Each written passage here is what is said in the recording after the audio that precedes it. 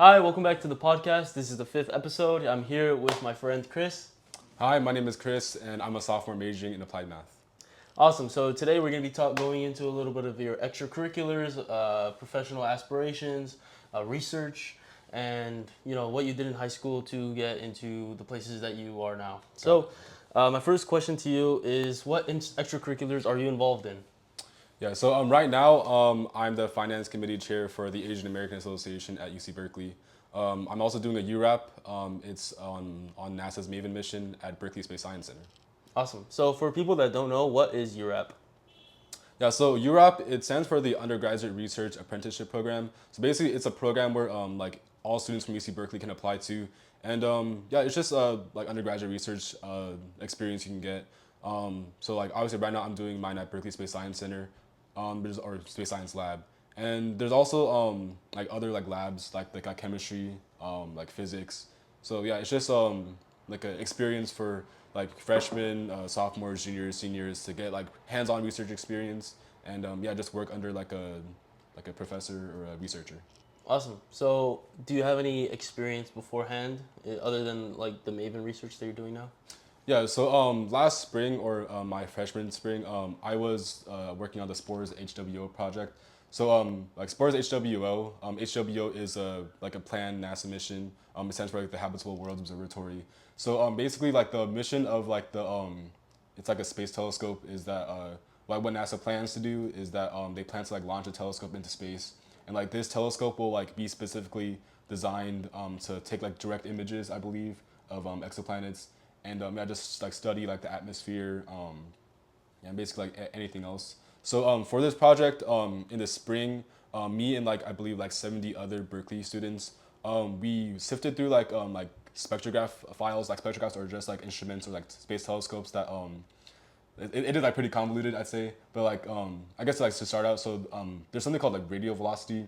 Like radial velocity means like the velocity like along our line of sight. So yeah, so like there's like stars within like a couple hundred light years to like yeah around that distance. So basically like these stars they're like velocity along a line of sight. Um, if there is like a potential like exoplanet orbiting these stars, since like like all bodies like have some sort of mass, like as they orbit the planet and like as like the star moves either towards us or away from us, like these potential planets will like tug on like the star, even though like the star has much more mass than like the planets. Like it will cause some sort of wobble, which is we call like a Doppler shift, and like these Doppler shifts we look at, and we like kind of extract like radio velocity, like or like the star's radio velocity using this data. So yeah, basically, me and the other Berkeley students, our job was to like find these radio velocity data sets and kind of just gather them, collate them, put them into a file, and then submit it to our principal investigator or our PI. And yeah, and then during the summer, I had the opportunity to continue working on the project with my PI, um, like lead investigator, and yeah, our job was to kind of sift through like these like data files that like these students and I submitted during the spring, and yeah, we had to like kind of like analyze like using like under our like lead investigators like kind of like guidelines for us.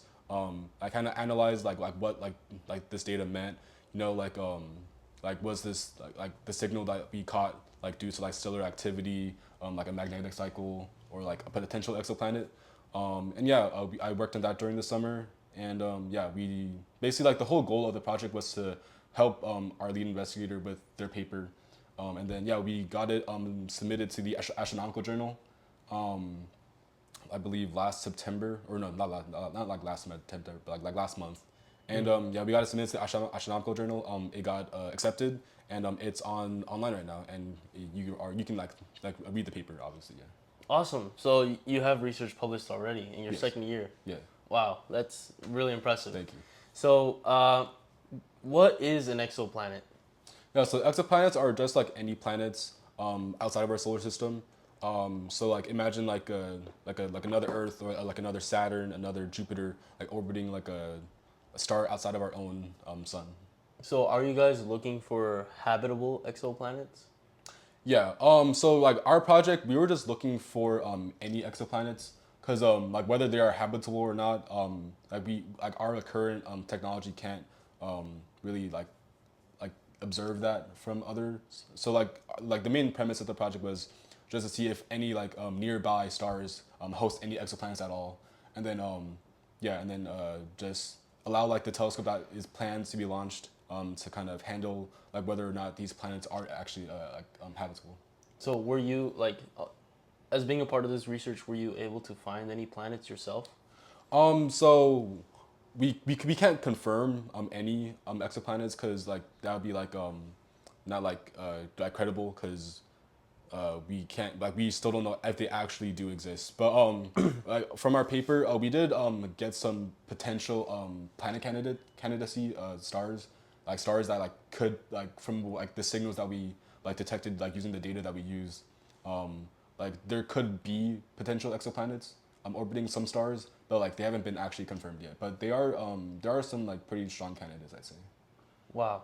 So I imagine you were interested in space and all that before applying to college. So Yeah. how did you know that this is what you wanted to get into? Yeah, so obviously like that's not sound like cliche, but like I've been into like really into space ever since I was a kid. You know like I'd go to like trips with my family to like a Joshua Tree and I just like observe the stars at night. And yeah, just looking at like I think I really like exploring like the unknown, just kind of searching for like stuff you don't know about that much. So yeah, I'd say I really started getting into space when I was in high school. I think during this time I started like watching some like podcasts of, like from like Neil deGrasse Tyson, um, like Carl Sagan, just like hearing them talk about space, really like inspired like my imagination about like what could be out there that like we don't know about. And yeah, I'd say like during high school, like high school was like a pretty like formative time for me. So yeah, just like listening to podcasts, and then I actually bought my own telescope during my senior year. I used it to like take photos or like do like astrophotography. I've taken photos of like the moon, Jupiter, Saturn, like the Andromeda Galaxy, Orion Nebula, all that stuff. Wow. So what would you tell someone who is interested in pursuing their dream, sort of like how you did, but is worried about the profitability about it? So like how did you know which major you wanted to get into that you could pursue your dream but also make money? I see. Yeah, so I'm an applied math major. So math, I have like a pretty like love hate relationship with math. Like when I get it, like I'm really passionate about it. Like when I actually understand like the concepts. But yeah, math is like pretty frustrating, I'd say, because it's like a lot of numbers and sometimes like a lot of words you have to like really process.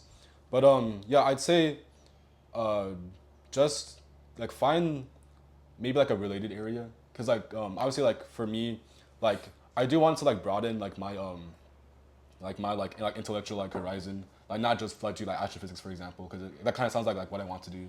But like, for me applied math, it's much more like I guess hands on than astrophysics. 'Cause astrophysics it's much there's like a lot of observations and like theoretical stuff. So I kind of wanted to get into more like numbers because I am like pretty good with numbers. So yeah, I'd say just find something you're passionate about and like thinking about your future. If you feel like it'd be kind of hard to like find a job or like not hard to find a job, but it's very competitive. I'd say kind of see if there's any other like related areas that you'd also be very passionate about and learn more about and just continue on that path. Awesome. And going into college, I've heard that you were also working on a project. And so, how did you go about finding that opportunity? Yeah, so it is like really hard to get experiences in high school because it feels like all these companies are like really asking for some like a lot of experience. But for me, like I got the recommendation from my college counselor. He sent me like a list of like companies that I could apply to get an internship for and do work for them over the summer. So yeah, Atlas Assembly was like one of those like companies that I could apply to. I applied. I got the interview and I went to like their facility. I talked to like their CEO. He gave me like a quick briefing of like what the internship would be like. Yeah, it was a very like interesting experience, I'd say, because that was my first time actually getting a interview for like any sort for like a company. So yeah. Mm. So, what did you have on your resume that you think stood out? So I think on my resume at this time, like when I applied, it was more like coursework, I'd say. I think I got the internship when I was like between my senior year of high school to my freshman year summer. So obviously, like most of the experience I had was more like coursework. Um, yeah, I took like calculus, chemistry. Um, I got like a 5 on both my AP Calc tests. I got a 4 in chemistry. And yeah, I'd say it was more like of like my passion that like really I guess like stood out to them because I was like very passionate about like getting like engineering experience, and yeah, I just applied, got the interview, and yeah. And so you touched upon earlier about broadening your horizons. So what does that look like? Yeah, so for me, I am really passionate about like astronomy and like just space in general. But like for broadening my horizons, like the reason why I want to major in applied math is because I have had some like pretty like decent experience with coding, especially with like the sports HWO project I talked about, and yeah, I think for like other I guess industries I want to like work with, um obviously like aerospace and defense would be a big one, specifically as a data analyst, um just having like a being able to look at like data and like interpreting it for like companies in like aerospace and defense or even healthcare, um just anything that has to do with coding, and then like looking at data, graphs as well, I'd be really interested in. And so how has your perspective on what you want to do changed from like you know how you come in with a dream like into college and like this is what I want to do, but then you kind of get influenced in college to think a certain way or like to you kind of get like you find out about other career paths. So has college influenced the way that you think about your future? I think definitely, like especially being at a school like UC Berkeley, where there's like so many like passionate students, accomplished students who have like a lot on their resume and like have like a lot of experiences. I think it is kind of like tempting to kind of like maybe like change your viewpoint, but like for me, like I am like pretty strong with like what I believe in, and like with myself, like what my career is gonna look like. So I'd say it has to a certain point. I was like a lot of my friends are in like EECS and like they're going to like Nvidia or Amazon for internships, or like my friends who are in like pre med who are going to do like UCSF biomed stuff. Yeah, so I think it is kind of like again tempting to kind of see everyone else doing like their own thing and thinking to yourself, oh, like should I kind of go down that path as well? But for me, I'm really passionate about math. I'm really passionate about astronomy. So I really want to go down like the route of like the data. Awesome.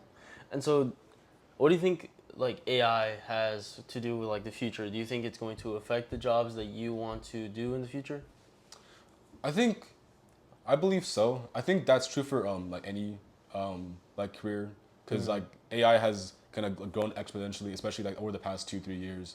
But yeah, I think regarding like data, AI could possibly um, replace like actual like human work, but hopefully that's not the case because like we all want like jobs, we all want money, so like hopefully not, hopefully that's not the case, but yeah, I think AI will become more of a tool than like actual work, like working like people.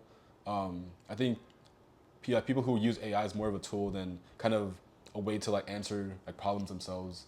I think that's kind of like the outlook of AI over probably like the next decade or so. Awesome.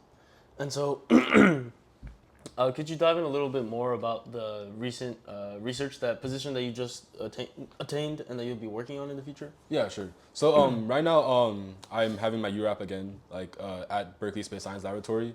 Um, so the mission we'll be like dealing with, it's called NASA Maven. So Maven is a mission. So a NASA satellite is orbiting Mars currently, and the satellite is going to study like how Mars lost its atmosphere over time, and me and my other fellow researchers, we're gonna help our PI kind of like analyze like the data that we get from the satellite and kind of help like contribute to like our knowledge of how Mars kind of like lost its like I guess like habitability over like era like eons. Awesome. And so, sort of what does the day to day look like in these URAP positions? Like, what did it look like last year? Yeah. So last year like when I worked on the sports HWO project, um they gave us about 2 months to kind of like collate data, like sifting through like data sets, databases. So day to day, I'd say for me, like I had kind of had to like write code to be able to extract and download this data and then make it into like an Excel file and then like send it. Um, but yeah, I think it's more, I'd say, it's not as stressful as it sounds. Cause like writing code or like kind of what I had to like do, it wasn't that complicated. I'd say. It did require some like basic coding knowledge, but I think every week I kind of aim to like write code to attain data for a star, because like I did have to write like different lines of code depending on like what instrument was used, but yeah, I'd say I got like 4 stars done in about 2-3 weeks. So every day I had to kind of like through as many databases as I could, search through and like find as much data as I can, and then by the end of the day or like end of the week, I'd like collate all that data and then send it to my PI or my lead investigator. And so, how do you balance all of this, like research, academics, social life? How do you balance all of this? Yeah, so I am like I say like a pretty busy person because like with my extracurricular in the Asian American Association, and then now like my URAP, and taking like discrete math 55 right now, it is really I guess challenging to kind of stay on top of things because I can't be like 2 places at once. Like I have like a lot of like commitments that I need to make, but I'd say don't like overwhelm yourself. Just take it day by day. Like don't like look at like your whole week or like your whole month and think to yourself, wow, like I have so much stuff to do this month, because it'll be really easy to kind of get really like anxious about like all the things you have to do. So you just take it day by day. Give yourself time to like have breaks, go eat. Treat yourself to, I don't know, like ice cream from like Yogurt Park. Um, yeah, so just take it day by day. Um, Kind of like make it like a checklist of, okay, today I did this, so then you feel like better about yourself. And yeah, you just treat yourself every now and then to go out to eat. Go out with your friends. Go partying maybe. But yeah, just to kind of like I guess keep like your mental health like very well. So it's important to set time aside to take care of your mental health. Yep. Awesome. Professionally, how important are internships? Would you say, like, do you have any internships like that you worked on in the past? Yeah, I'd say internships are like obviously like very important to like in like any field. So yeah, like the Atlas Assembly contractor internship that I did with Glenair, that was obviously like a very important experience for me because I learned like a lot of skills. Like this past summer, I learned how to use computer aided design using SolidWorks. Um, I learned like about like the industry itself, like how they kind of like build these parts and like make them, and then obviously like sell them to like other companies that are interested in buying them. And yeah, I think Atlas Assembly or like Glenair's contractor, that's where my internships have come from. Everything else has been mainly research. Awesome. And so moving forward, like, do you think the social aspect of like, I've heard that Berkeley's could get pretty lonely. So do you think like having that the club that you're in, the social club, like having a structured um, a group where you like have to show up and do this like with these people every now and then, like is that easier to have that structure than to sort of like kind of try to hang out with your friends on your own time? Yeah, I'd say like my current club, the Asian American Association, it's really helped like my social life. I'd say, um, I was in the club like my first semester here at Berkeley as a general member. I had like a lot of fun, and then my second semester, I joined like a committee, and like yeah, basically like these committees like we have like a meeting every week. We meet up and like, it's mandatory, so like people have to go. So I guess in that sense, it was very easy to get close to get, like with people and then meet new people as well, obviously. And now as like the finance like chair for the club, I get to have like my own committee that I chose, and yeah, it's really fun, kind of like leading a group of people and like having like a goal to work towards. It's really like fun, I'd say, and I'd say this club has really helped me grow my social circle. Just really, meet new people, get closer with them because we have mandatory stuff, so we all have to go, and yeah. Joining the social club and all that, like how important is that to? You said that it's important for your social circle. So do you think you're able to get any like networking or like connections from that? I'd say definitely. Like a lot of people in my especially like officers in the club are like very experienced with like their own field. Um, I think networking wise, I'd say you do meet like a lot of like very interesting people, like people who were like majoring in three different maybe like majors, people who have like done work at like Nvidia, Amazon, like all in one summer. Like you'll meet like cracked people who like really like their resumes like would make your eyes pop, and yeah, I think you do meet like a lot of people, especially because like Asian American Association is such a big club. There's all like different sorts of people that you get to meet and get close with, and so I'd say like my club is pretty good for networking. And so originally, like, where are you from? Like, part of California or? Yeah, so I'm from a suburb. It's called Diamond Bar. It's a suburb in technically LA County, but we're closer to like Brea or like Orange County, I'd say. And yeah, I grew up there pretty much like my whole life, and kind of got used to like my hometown, everything that we have there, and yeah. So what's the transition coming from SoCal to NorCal? Has it been difficult? Has it been easy? I'd say I wouldn't say it's been difficult. It's been very interesting. I'd say like my high school, Diamond Bar High School, we're like a pretty big feeder for Berkeley. We have a lot of students get in and eventually commit to coming to Berkeley. So I do see that like a lot of my fellow Brahmas here.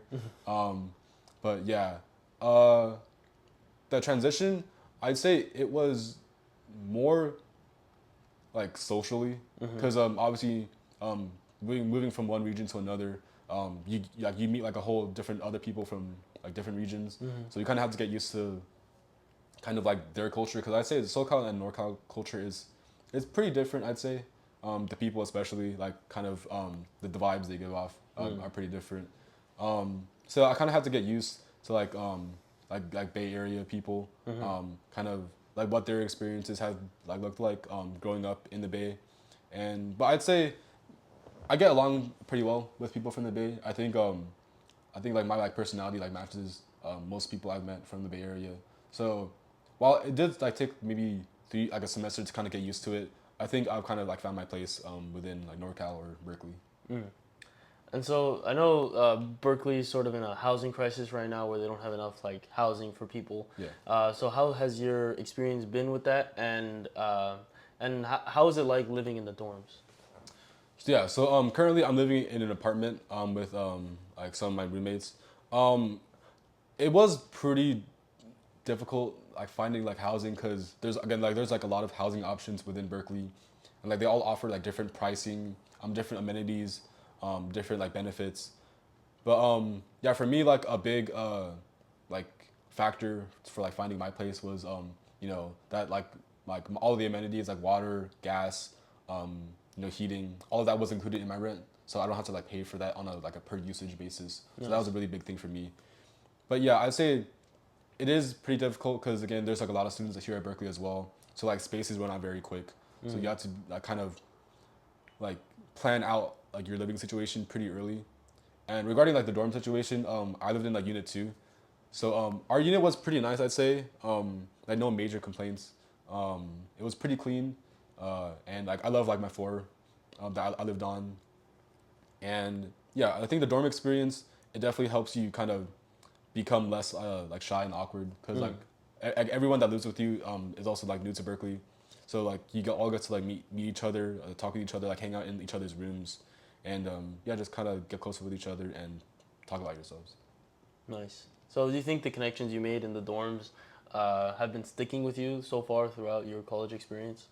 I'd say so. Yeah, I think my floor was very social. I think I pretty much knew everyone on the floor, either as like more of an acquaintance compared to like like my best friends now.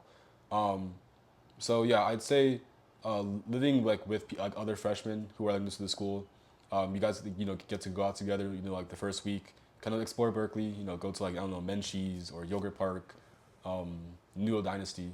So yeah, I say living in dorms is a very like crucial like experience as a student at Berkeley. I'd say. Awesome. And so one last thing, one last question. What would you say a piece of advice to a version of your younger self? What, like, if someone was watching this and wants to do what you want to do, or like, what would you say to them? Yeah. So I think just kind of focus on yourself. It's very easy to compare yourself to other people because I'm sure like other people like have like also like are very accomplished and like they're getting internships at like all different like types of like top companies. So I'd say always like compare yourself to yourself. Just try to become a better person day by day, um, and kind of obviously competition is good like between people, but I think it gets to a point where you kind of have to like look at yourself in the mirror and say, "Dang, like am I like where I want to be right now?" And yeah, just stay focused. Block out all the noise. Focus on like what you want to do, and be very like resourceful as well. Kind of like I wouldn't say like use your friends, but kind of like kind of like use like your social circle as like a support system. Whether it's like them telling you to like persevere, or like them like recommending you to a company. Just like use your network, and to get like more opportunities to like learn more, and engage in like the field you want to go down in, and yeah, just always compare yourself to yourself. Become better in any aspect every single day, and put your head down and keep working hard. Awesome. Thank you so much for coming on Thank the you. podcast. Thank you. All right. See you guys. See you.